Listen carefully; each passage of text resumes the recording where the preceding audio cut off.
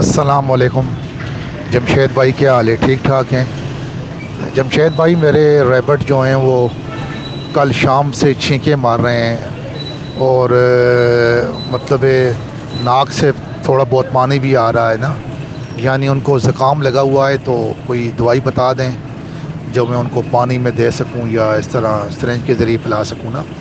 کل سے بہت چھینکیں مار رہے ہیں نا، آج بھی وہ چھینکیں مار رہے ہیں اور ناک سے پانی بہہ رہا ہے۔ بہت شکریہ۔ جی، یہ زکام کے لیے تو بار بار یہ چیزیں بتا چکا ہوں، پتہ نہیں آپ لوگوں کو کیسی یاد نہیں رہتی۔ ایک بریڈر کا فارمولہ بتا رہا ہوں۔ یہ جو انروسین شربت ہے، انروفلاکسسین اس کا فارمولہ ہے۔